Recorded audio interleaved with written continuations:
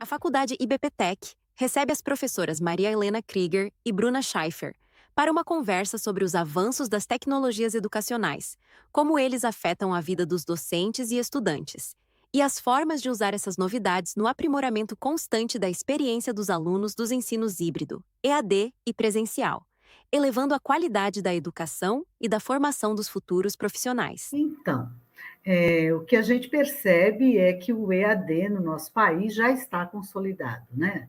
Nesses últimos 10 anos, cresceu cerca de 474% essa metodologia, e esse último censo já mostra aí que do total de ingressantes, 62% já ocorre no EAD, e pela primeira vez, né, na história, o EAD tem um maior número de alunos e de ingressantes do que o ensino presencial.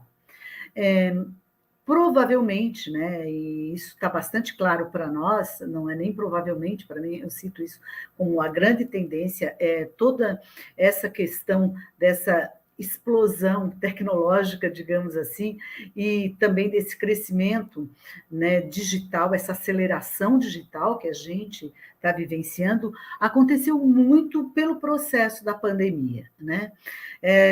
A pandemia nos obrigou a buscar os elementos, né, tecnológicos para que a gente pudesse continuar aprendendo, se comunicando. E o que eu sempre percebo, principalmente na esfera dos órgãos reguladores, que eles são muito morosos, né? Hoje, quando a gente faz um projeto, que eu não gosto mais de chamar de projeto de curso, a gente, na realidade, faz um projeto de formação, a gente tem as orientações e as diretrizes baseadas naquelas diretrizes curriculares nacionais do país, que ela encaminhava para quê? Para um modelo consagrado lá na sociedade industrial. A pandemia trouxe a necessidade de estar trabalhando isso e também trouxe a hibridização do ensino. Eu sempre olho com muito cuidado a questão do EAD, né? Eu acho que o pontapé mesmo, o que levou mesmo esse crescimento do EAD foi a pandemia e também essa cultura digital que a gente hoje já tem a partir da utilização de todos os recursos que nós temos aí tecnológico, mas eu sempre acho que os órgãos reguladores estão sempre um pouquinho lentos. E eu acho que eu estou sendo boazinha quando eu falo pouquinhos lentos, né? Por quê? Como é que tu elabora um projeto baseado numa diretriz curricular que já não é condizente com o momento que a gente vive? E eu sempre acho muito importante, quando a gente faz as leituras dos órgãos reguladores, se aperceber daquilo que não está previsto, porque o que não está previsto é onde a gente vai inovar e consolidar essa metodologia EAD, que também, por vezes, ficou tão afetada no nosso mundo por práticas nem sempre condicentes com a metodologia, né, com a modalidade EAD. O uso de métodos que nem sempre levaram a acreditar, né, da excelência dessa modalidade. Mas ela fica muito bem exposta quando a gente percebe as instituições realmente que levam a sério o aprendizado, né? Seja ele na forma presencial e principalmente na digital, que são os resultados do ENAD, né? Onde a gente vê excelentes áreas e cursos com uma performance muito interessante e, por vezes, superior à da modalidade presencial. Eu acredito muito nisso, nessa consolidação. Não gosto de ficar baseando essa minha crença apenas no que normalmente o pessoal fala, mas é porque também é mais barato, menos dispendioso fazer um curso na modalidade EAD. Não é verdade. A qualidade, ela sempre vai exigir muitos investimentos. E oferecer com qualidade, seja na modalidade presencial, mas muito mais na modalidade EAD, exige sim investimento, exige sim capacitação, mas é o que eu vejo, né, e tenho certeza que é o que vai dominar toda a formação, não só, né, nossa aqui no Brasil, mas nos outros países. Então, a modalidade já está consolidada no nosso país. O último censo mostra isso e nós vamos continuar cada vez mais crescendo na oferta e muito mais ofertas de cursos na modalidade EAD do que na modalidade presencial. O que não nos afasta da questão do desenvolvimento humano, né? A gente sabe, quanto mais aceleramos digitalmente, mais a gente precisa acelerar o desenvolvimento humano. Excelente, Maria Helena, eu concordo contigo e eu acho que a Bruna vai poder complementar um pouquinho aí, de repente, com a questão desse modelo híbrido, né? E eu concordo com os aspectos que a professora Maria Helena levantou, principalmente nessa questão que eu chamo até do engessamento do currículo, né? A gente vê muito esse processo educativo correndo atrás das transformações que a sociedade traz, né? O mercado traz. E eu penso que deveria ser o contrário, né? A gente deveria estar na vanguarda. Então, muitas vezes a gente corre atrás desse processo de inovação, tenta aplicar na educação, e a gente deveria, na verdade, promovê-lo, né? A educação digital deveria ser promovida nas instituições de ensino. E nem sempre isso acontece. Mas é importante dizer também que quando a gente pensou no projeto de formação, né, na faculdade BPTEC, a gente pensa justamente nessa perspectiva. Como romper esse engessamento do currículo, das diretrizes curriculares que muitas vezes não correspondem mais ao mundo atual, à realidade, a essa educação voltada para o digital, né? Então a gente precisa romper essas barreiras. E como fazer isso num projeto educacional que funcione, que seja efetivo, né? Que tenha sentido e significado. Né? E a gente conseguiu, daqui a pouquinho eu vou falar um pouquinho, contar uma história e falar um pouquinho desse projeto do curso de defesa cibernética, nesse contexto da educação digital, né? Do ensino à distância. Como a professora Maria Helena comentou, nós tivemos aí um número de matrículas bem mais expressivos do que no ensino presencial. Na perspectiva da prática, eu costumo comparar muito a questão do ensino híbrido, né, para as pessoas que não estão muito nesse universo educacional, de pensar os projetos, quando a gente fala também do trabalho híbrido, né? O contexto pandêmico trouxe essa discussão mais à tona, né? E nem sempre o híbrido acontece de fato. A gente tem que ter a perspectiva que tanto no trabalho quanto na educação, ter momentos presenciais e momentos online, isso não caracteriza o ensino híbrido. Pensar em projetos híbridos é pensar no processo de ensino e aprendizagem que faça uma conexão entre o melhor do presencial e o melhor do online, mas que esses dois momentos se conectem e se conversem para a gente ter efetivamente um projeto inovador e que pense essas questões. Essa questão, né, do ensino híbrido, que eu acho que ele rompe mesmo, ele faz a ruptura das nossas práticas educacionais que estão lá, né, atrás, consolidadas lá naquela outra era, né, na outra época anterior ao Covid, eu acho que ele traz uma ruptura de umas práticas tradicionais. Né? Fica bastante claro isso. Mas, Bruna, realmente nós não temos uma diretriz nacional com relação à hibridização do ensino. E quem está no desenvolvimento ofertando, né, na graduação, né, essa formação EAD, deve sentir muito agora a questão de trabalhar a extensão, né? E eu vejo isso como uma riqueza enorme, onde aquele aluno que está cursando um curso, que está frequentando um curso na modalidade EAD, de desenvolver dentro dessa aprendizagem dele um projeto no local onde ele está, para a melhoria da qualidade de vida das pessoas, ou fazer um desenvolvimento naquela comunidade, né? Eu sempre fui tiete dos projetos de extensão, quem me conhece sabe, nunca consegui trabalhar em ensino superior sem trabalhar a praxis acadêmica que se dá em algum locus, né? E E quando a Sandra comentou sobre o projeto de inclusão digital, que é uma metodologia que a gente está num piloto aqui, que tem sido muito bem recepcionado em termos de país, essa metodologia, e eu trago o protagonismo de estudantes de EAD para fazerem parte nas comunidades onde eles estão, na inclusão digital, principalmente, né, de pessoas idosas e jovens, né, e porque dá de fazer um trabalho muito interessante com eles.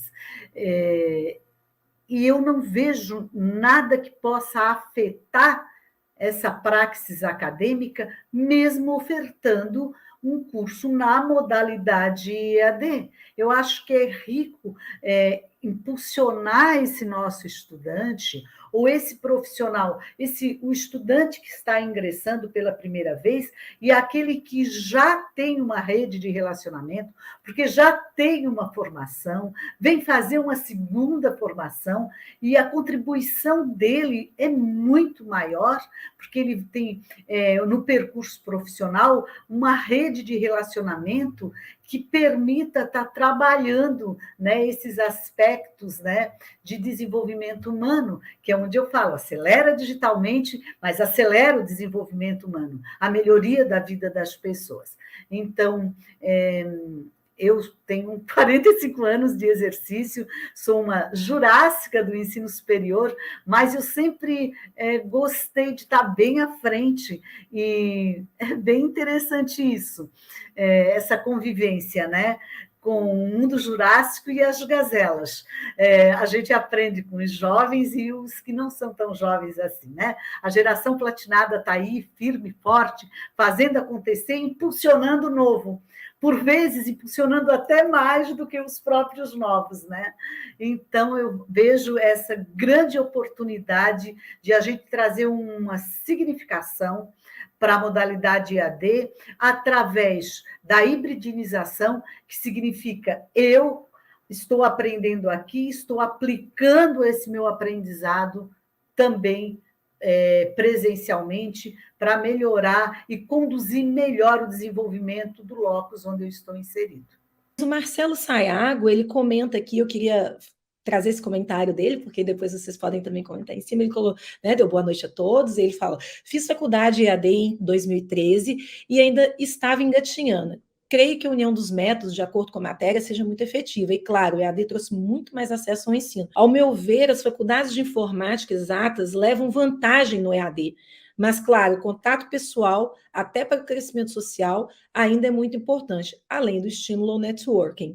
Então, sensacional, Marcelo. Maria Helena vai falar disso e Bruna também. Então, Bruna, está contigo aí para os comentários. Tá, eu vou começar pelo comentário, né? Eu acho que o contexto pandêmico mudou a nossa forma de ver as coisas, de olhar para o mundo, e eu espero realmente que tenha mudado, né? E a educação. Então, antes a gente tinha um ensino muito focado no presencial, depois veio o EAD, começou essa dicotomia presencial e EAD, até uma briga, né? Do qual que era o melhor.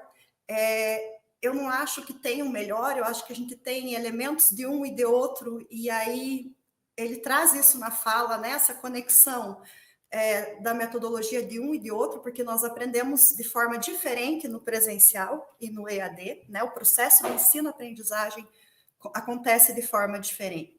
Quando nós fomos para o contexto pandêmico, nós fomos empurrados para 100% digital durante muito tempo. Nós não estávamos preparados para isso, né? Ninguém estava preparado para isso, mesmo quem já trabalhava com ensino à distância. O que nós vivemos durante a pandemia foi muito diferente, né? Nós não tínhamos a oportunidade de ter os momentos presenciais. Então, assim, foi meio que um atalho que a gente achou para continuar ensinando, para continuar falando dos projetos educacionais. E agora a gente consegue olhar e ver o que é melhor de um, o que é melhor do outro, como a gente pode fazer essa hibridização com consistência, com constância, com qualidade, para que isso efetivamente promova uma mudança na educação desse país, né? E aí tem uma discussão que eu venho fazendo com a professora Maria Helena já há muito tempo, né? A gente fala muito de tecnologia, de ensino digital, e o que é mais importante nisso? Não é a tecnologia, ela é um elemento e ela é fundamental, mas ela é só um elemento, né? Eu preciso formar o profissional que está por trás disso tudo. Quando a gente fala em tecnologia, quem cria tecnologia, quem opera, quem faz, quem inova é o ser humano. Então, eu uso muito essa ideia da humanização, entre aspas, da tecnologia, porque é estranho, né, que a gente tenha que falar de humanização, né, mas a gente ficou muito tempo focado nessa coisa do digital ser voltado só para a tecnologia, como se ela não precisasse das pessoas, né?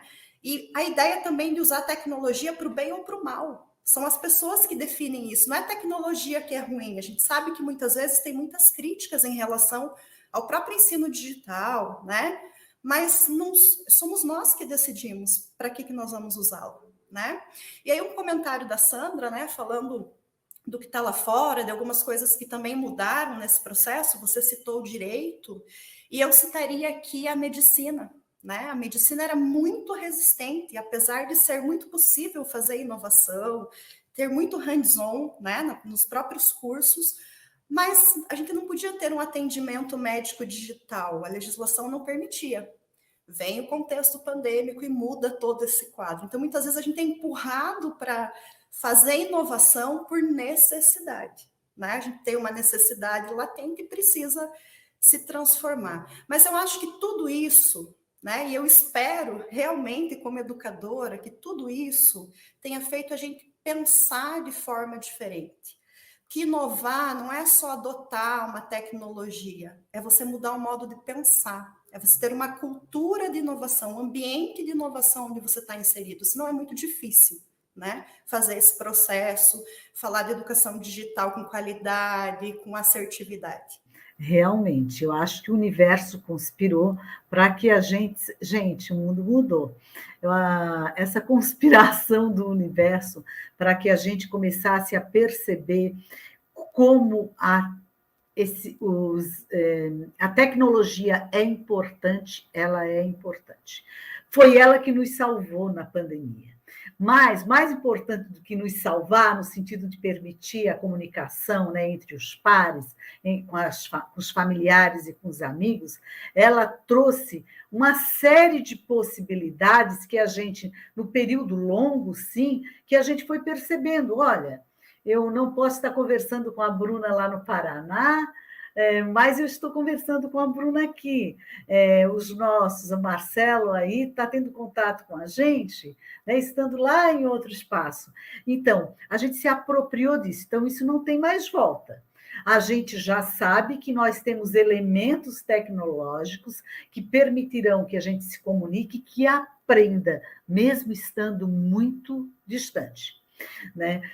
Eu também queria trazer nessa fala nossa, a gente está falando de cursos, né, de formação, também da importância dessas microformações que a gente tem agora a possibilidade de fazer e que agrega muito para nós e também para quem está em processo de formação profissional.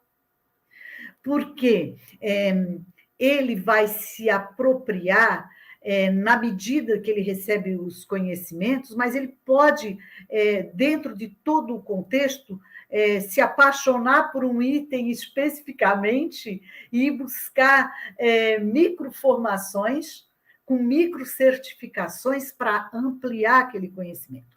A gente, quando escolhe uma profissão, né, um espaço de formação, nem sempre a gente gosta de tudo, né, do 100%. Às vezes a gente se identifica com uma parte e a gente quer mais daquela parte. E às vezes na formação os conteúdos são harmonizados e distribuídos para dar conta daquele tempo. Mas os elementos tecnológicos que a gente tem e o conhecimento, como a Sandra falou, que está aí disponível, nos permite aprofundar esse conhecimento, né? E é muito importante. E tem excelentes, a própria faculdade, né? O IBPE tem esses cursos e que eles são importantes demais para que a gente se mantenha atualizado sempre. Eu confesso para vocês que nos últimos 15 dias eu fiz 3 cursos fantásticos, porque eu estou me apropriando intensamente do mote Cidades Inteligentes. Né? Eu estou apaixonada por isso, né? Vamos transformar as administrações públicas municipais, né? Em administrações inteligentes. E é muito bom, porque eu consigo me aprofundar mais, e os conceitos ficam mais fáceis de serem assimilados. Então, não tem mais retorno, né? A modalidade EAD está aí, ela vem com hibridização, vem para trazer esse apelo da questão da convivência super necessária, inclusive, Marcelo, super necessária até na área das exatas, porque a gente cresce muito quando a gente se junta, né? E ainda, nós somos humanos, né? Eu digo ainda porque a gente daqui a pouco vai estar tão multifacetado, e o que nos torna diferente é essa humanidade. Mas eu acho que é isso, né? A gente vai avançar nos cursos de formação de médio e, às vezes, alguns ainda longo, né, período, mas também vamos ficar atento ao que as faculdades, como o IBP Tech está trazendo, que é essas microformações tão importantes para a gente se manter permanentemente atualizados. E a Marli está colocando o seguinte: como incluir nesse turbilhão de informação os advogados que estão há muito tempo na estrada e não conseguem adentrar nesse mundo como os jovens, eles ficam perdidos. Então, como que a gente faz, né? E acho que a pergunta da Marli é essa, e eu sei que e a professora, tanto a professora Bruna, nesse aspecto da humanização e percebendo esse aspecto sociológico da mudança, quanto a Maria Helena, elas vão poder trazer a outra visão, porque que é a visão do desafio da inclusão, mas ela é extremamente possível e tem várias e várias formas de se fazer isso. E eu entendo que a gente tem que unir quem sabe, quem entende e fazer com que isso aconteça. Então, quando ela fala, né, sobre os advogados que estão há muito tempo nessa estrada, né, e que não conseguem adentrar nesse mundo como jovens, por quê? Na realidade, nós somos alfabetizados digitalmente, às vezes a gente não é letrado, que tem uma distância entre ser alfabetizado e letrado. Quando eu iniciei a coordenação desse projeto piloto, né, para o pessoal que já está na estrada, né, os mais de 50 aí, a minha maior preocupação foi fazer um projeto, primeiro ouvindo, fazendo a escuta, escutando quais eram as dificuldades que eles mais sentiam. E ter um grupo bem heterogêneo, com pessoas de diferentes níveis de escolaridade e diferentes níveis socioeconômicos. Isso é muito importante. E o que é que a gente descobriu quando foi desenhar o projeto piloto? Que eles são coautores, né? Os participantes do projeto são coautores, porque a gente avalia permanentemente. É que há uma necessidade, sim, nesse caso, do momento presencial. Então, tem todo o curso, mas uma vez por semana, os longevos, eles se reúnem, porque é onde eles vão experimentar, trazer as dificuldades, mas, mais importante, há uma integração entre os pares, entre eles. Eles sentem-se no meio de iguais, onde todos têm alguma dificuldade. E, por incrível que pareça, essa aprendizagem pelos pares, ela é muito interessante, porque tem um que está mais avançado e vai lá, olha, mas veja aqui. Então, isso é muito, muito interessante. Eu gostei muito do que a Marli falou, realmente a gente tem que ter uma preocupação com essa inclusão, ela tem que ser respeitosa e as pessoas têm que entender que não é que eu esteja num nível inferior, eu simplesmente estou assimilando uma nova cultura que eu não tive acesso anteriormente. Eu acredito muito nos projetos de inclusão, eu acho que eles têm que estar aí para todos os profissionais que já estão na estrada, né? Quando se faz um projeto de inclusão digital, em alguns módulos, eu pensei, esse módulo eu vou precisar fazer. Apesar de estar desenhando para eles, eu descobri que tinha um módulo que eu precisava me matricular. Né? Então, é muito interessante. Acho que as instituições de ensino superior, elas têm que trazer possibilidades para aqueles que já estão na estrada ingressarem e se letrarem nesse uso digital para poder estar possível no mundo atual. Porque, senão, eles serão, infelizmente, excluídos. Porque não há como negar, né? E o que a gente precisa agora é oportunizar. E para complementar, né, eu acho bem interessante a fala da professora Maria Helena, essa questão da inclusão digital, né? E eu complementaria na perspectiva, eu acredito muito que isso, a gente precisa de uma mudança de comportamento. Comportamento de quem precisa desse conhecimento e da sociedade também, de empatia, de ensinar, porque eu também não nasci no mundo digital, né? E aí eu uso um exemplo que me marcou muito, falando desse rompimento de comportamento. Eu sou de uma cidade do interior, de 14 mil habitantes, né? Morei lá até meus 18 anos, então a tecnologia lá ainda demorava mais para chegar. E eu nunca esqueço um dia que minha mãe pediu para eu ir no banco e tinha chego na cidade um caixa eletrônico. E eu precisava mexer no bendito caixa eletrônico. Esse sentimento me acompanha desde os meus 14 anos. E toda vez que eu vejo uma novidade no mundo digital, que eu preciso aprender uma nova habilidade, esse sentimento vem, que ele me marcou. Eu cheguei no banco, eu não sabia mexer no caixa eletrônico. Eu fiquei nervosa, eu fiquei desesperada, eu não tinha coragem de perguntar, porque eu tinha vergonha. Eu falava, como assim que eu não sei mexer no caixa eletrônico, né? E acho que esse é um comportamento e um sentimento que a gente tem frente àquilo que a gente não conhece, principalmente o digital. A gente tem medo, muitas vezes tem vergonha de perguntar. Em muitas situações, quando a gente pergunta, dependendo de para quem, a pessoa também não tem a empatia, a delicadeza de sentar e explicar, né?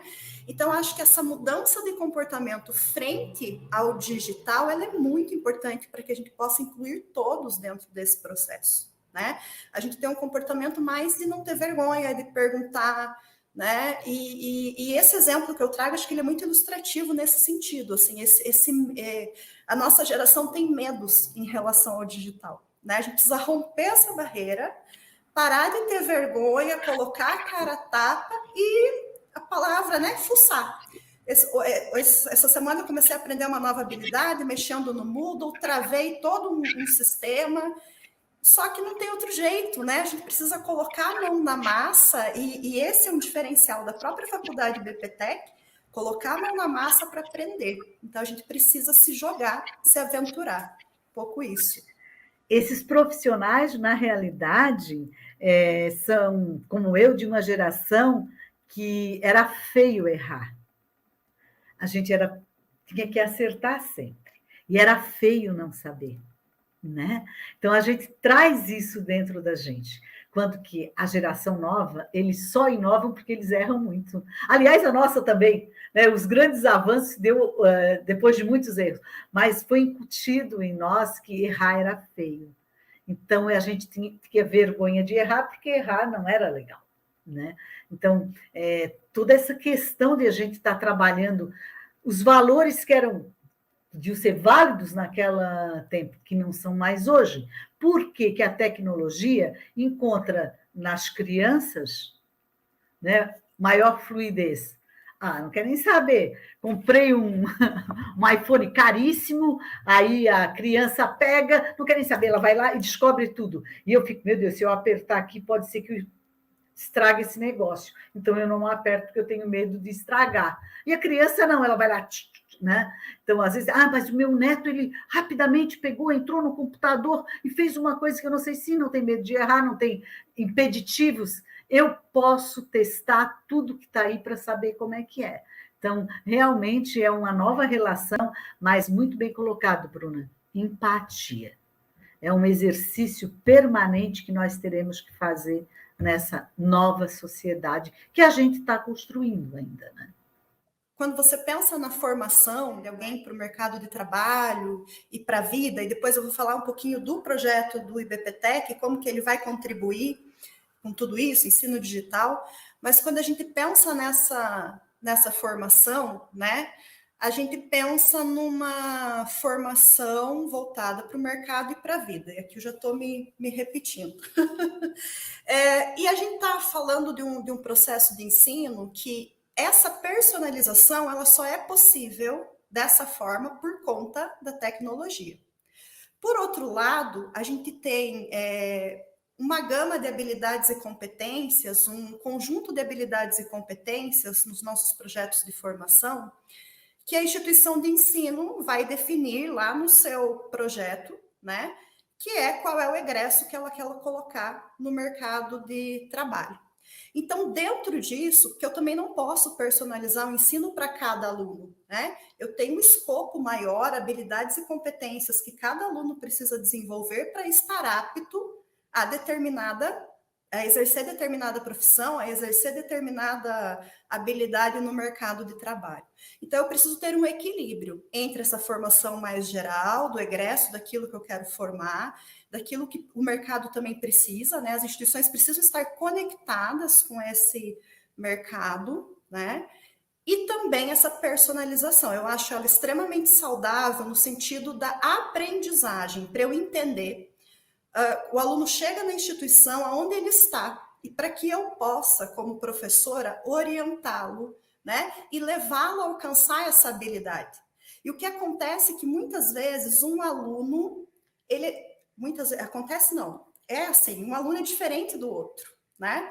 E no ensino digital, eu tenho elementos da tecnologia que me ajudam como professora, então acho isso muito saudável, a entender o que esse meu aluno precisa para alcançar a mesma habilidade que todos os alunos. Não é igual de um aluno para o outro, isso é diferente. E a tecnologia me possibilita isso. Então, eu vejo isso de forma muito saudável, se usado dessa maneira, né? No processo de ensino e aprendizagem. Eu vou dar uma fala complementar isso, Bruna. Na realidade, ele tem um itinerário, o curso tem um itinerário formativo, né, que vai respeitar aí as necessidades do perfil do egresso.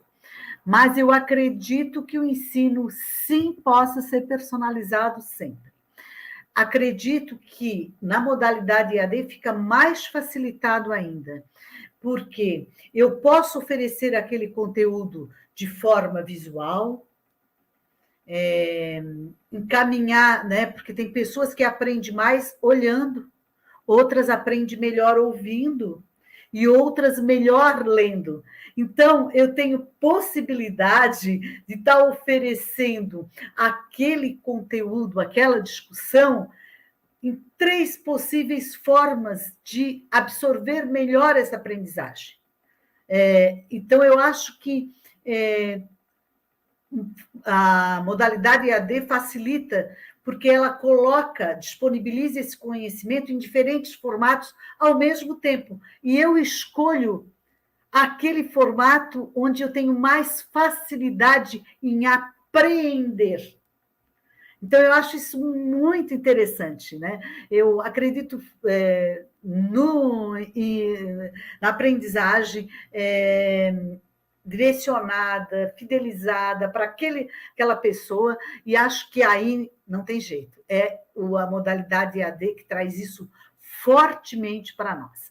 E ainda vou pegar um ganchinho ali na fala da Sandra, né, das empresas. Sandra, as instituições precisam urgentemente instalar programas de formação continuada, porque senão o conjunto dos funcionários, dos servidores, quando público, não terão condições de estar assimilando as novas práticas do mundo do trabalho, né? Não é nem mercado de trabalho, do mundo do trabalho. Então, eu acho que a gente tem que caminhar com 2 questões. Urgentemente instalar, seja nas instituições públicas, seja nas instituições privadas, programas de formação continuada. onde tenham trilhas imediatas. Hoje de manhã eu trabalhei numa trilha imediata para servidor público, urgentemente que eles precisam traçar. Então, os servidores públicos vão ter uma carga horária para, durante um período X, cursar X horas para que eles possam estar contribuindo para os processos de inovação na gestão pública, senão ela não vai acontecer. A inovação vai acontecer com e por pessoas. Os elementos, né, Bruna, tecnológicos, vão ser um meio de, né? Então, eu acho que isso é extremamente urgente na nossa sociedade. E eu queria falar um pouquinho de como que esse projeto pode contribuir. Eu trouxe uma ideia um pouco mais simples, um projeto que os alunos podem realizar, mas que vai casar com essa ideia de segurança da informação, né? Eu já vi nas outras lives também os professores debatendo fortemente esses temas, né? Muito no mote das suas disciplinas, a gente trabalha com interdisciplinaridade, né? E eu trago aqui uma ideia que, primeiro, é o seguinte, né? A gente precisa entender que ensino digital, inovação e tecnologia tem mais relação com as pessoas do que com as coisas, né? E para conquistar uma educação de qualidade nesse processo, a gente precisa colocar o aluno como protagonista, né? E é isso que o IBPTEC faz no seu projeto, né, do curso de defesa cibernética. Né? Então, a gente busca, nós temos uma cultura de inovação no ambiente, um projeto que busca romper as barreiras desse currículo que a gente vem comentando engessado, né, para fora dos muros da instituição, agindo na sociedade, professores preparados e, claro, os elementos da tecnologia que nós precisamos para esse ensino de qualidade, né? A partir dessas premissas que o IBPTEC pensa essa formação do curso de defesa cibernética. Estou saindo um pouquinho, tá, Sandra? Mas depois a gente volta para essas questões mais complexas, né, da defesa cibernética. Então, a ideia é preparar o acadêmico para as oportunidades do mercado, né? E você vê o que a Sandra acabou de citar, abre N possibilidades de atuação, né, na cibersegurança, na segurança da informação, e a ideia é preparar esse acadêmico com a mão na massa, né? Ele vai aprender na IBPTEC fazendo. É nisso que a gente acredita, né? Uma tecnologia humanizada para formar as melhores pessoas com a melhor tecnologia, tá? Então a gente pensa muito nisso. Usar essa tecnologia com consciência, com ética e a favor do bem comum. E quando a gente fala de segurança da informação, quando a gente fala da cibersegurança, a gente tem visto por aí invasão de hackers em várias instituições, o quanto isso traz de prejuízo para a sociedade, né? E a gente precisa também falar de coisas mais cotidianas, né? Do nosso dia a dia. Como que é a segurança de informação para nós? Né? Como que nós entendemos isso no nosso dia a dia? Isso deveria ser um assunto de todos, né? A gente tem contas hackeadas no Instagram, contas hackeadas no WhatsApp, isso gera prejuízo, isso gera incômodo, e nós também não temos o conhecimento de como evitar tudo isso, né? Então, a unidade curricular que eu trabalho no curso, ela trata muito dessas questões, como pensar, e como tudo isso impacta no nosso dia a dia e no ambiente de trabalho. Né? E a gente vai fazer isso com mão na massa, através dos projetos de extensão, que vão estar muito conectados com os 17 Objetivos Sustentáveis da ONU. E eu gostaria de destacar 3 aqui, que vai de encontro com essas questões que nós estamos discutindo, né? Projetos na questão da educação de qualidade, trabalho decente e crescimento econômico, indústria, inovação e infraestrutura. E não é mais possível falar disso hoje sem falar de segurança da informação. Nós temos aí a Lei Geral de Proteção de Dados, né, que veio para ficar, está sendo bastante discutida, as empresas precisam ter conhecimento disso, precisam aplicar, precisam trabalhar na questão de segurança, mas nós, pessoas comuns, também precisamos trabalhar com essas questões. Isso também é assunto nosso, né? E o IBPTEC trabalha isso em todas as suas disciplinas, em toda a sua formação, né? Os alunos como protagonistas. E aí, pensando em tudo isso, né, só para a gente ter uma ideia de como que a gente vai sistematizar isso um pouco no curso de cibersegurança, partindo um pouco da ideia também da professora Maria Helena, nós já conversamos esses dias o projeto de inclusão digital, né? um dos projetos que a gente pretende desenvolver no IBPTEC, né, de extensão, que pode contribuir mais para o nosso dia a dia, é que os alunos desenvolvam conteúdos, façam lives para dar acesso a esse conhecimento de segurança da informação a todos que nós não temos. Coisas simples, como fazer a configuração do WhatsApp para deixar mais difícil que ele seja invadido. Com quem eu compartilho as minhas informações? Como é que eu faço? Hoje em dia a gente acessa os sites, todos eles vêm com os cookies. Aí tem umas coisinhas bem bonitinhas lá. Não sei o que lá, esse cookie, aperta aqui, aceita aqui. A gente vai lá e aceita, não tem nem ideia do que isso significa para a segurança das nossas informações pessoais. A gente não sabe, por exemplo, que é possível personalizar esse tipo de coisa, né? Então, tem as questões mais complexas que precisam ser implementadas, mas tem aquela ideia de a gente ter um conteúdo também de segurança de informação que seja mais consumível por todos nós, que a gente passe a ter o conhecimento, dessa é um pouco a fala da Sandra ali, né? A gente não tem muitas vezes o conhecimento para operar. Então, como mostrar isso, como transformar isso em algo mais palpável para as pessoas, para o dia a dia, né? Quem não teve uma conta hackeada, quem não passou já por esses problemas.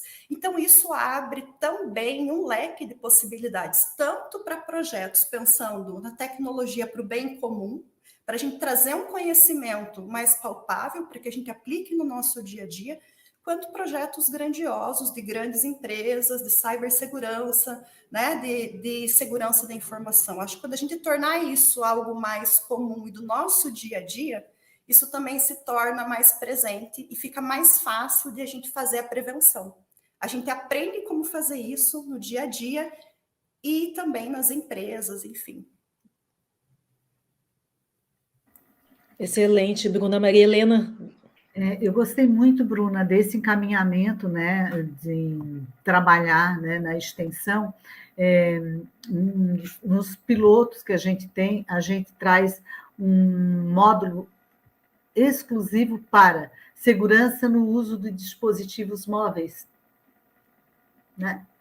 Por que eu não devo utilizar um Wi-Fi público, acessar o meu banco, né, numa rede pública? Coisas básicas que não são tão básicas assim. Porque, né, o consumidor hoje da tecnologia, ele não conhece. Então, e eu gostei do exemplo da Bruna, que dá uma visibilidade de como é possível trabalhar projetos de extensão e atingir o bem comum, que é o bem da sociedade, mesmo tu tendo uma formação na modalidade EAD, que eu acho que isso é que importa, né? Que as pessoas saibam, né, que geralmente quando fala em modalidade EAD, o pessoal pensa que é um quadradinho, é só aquilo e pronto, e não é isso. Né? Infelizmente, isso foi criado, lógico, em todas as áreas tem gente que apresenta produto bom e produto não muito bom, né? Então, acabou durante muito tempo, a modalidade ela ficou mal vista no nosso país, como uma coisa menor, o que não é verdade. E com um trabalho sério, bem conduzido, a gente vê que as pessoas começam a ver a relevância dessa modalidade, principalmente para as pessoas nos locais mais difíceis de acesso, acessarem uma formação de qualidade. Então, eu acho que isso aí é a cerejinha do bolo. E assim, fala-se que a educação transforma o mundo, mas a transformação precisa começar em nós. E eu finalizo minha fala dizendo que eu realmente acredito que projetos grandiosos e mudanças significativas começam de um pequeno passo, né? De um coletivo organizado, direcionado para um propósito.